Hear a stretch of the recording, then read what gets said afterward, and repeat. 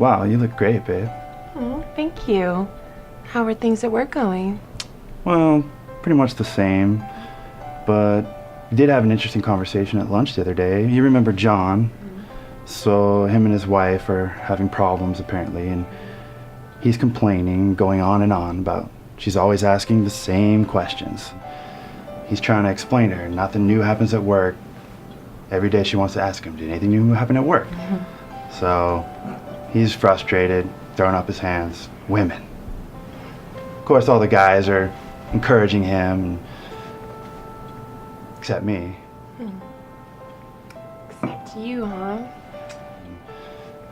Aren't we women difficult for you to understand too? Absolutely. But I've learned that men and women are very different. I've learned to work through that. I try to see through your eyes and not just mine. So when we have disagreements, I try to just take a step back and recognize what your needs are. Yeah, you know, I noticed that when I try that, it definitely helps me to control my emotions and not become so upset when we don't agree on something.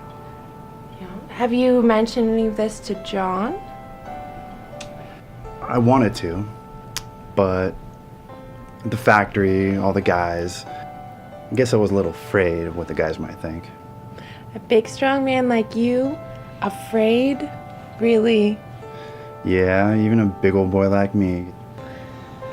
And how does a big old timid boy like you respond to all of this? I wanted to tell John and all the guys how stupid they were being, but I was able to relate to them. I just told them about you and me and how we've had similar problems, but how I've learned to really put you ahead of myself. Well, what did John have to say about all of this? Well, nothing. He didn't really get it at first, but it took me some time to get these things. And just to explain to him that in the long run, eventually, our communication improved. And our communication improved, our quality of life in general improved. We enjoyed everything together.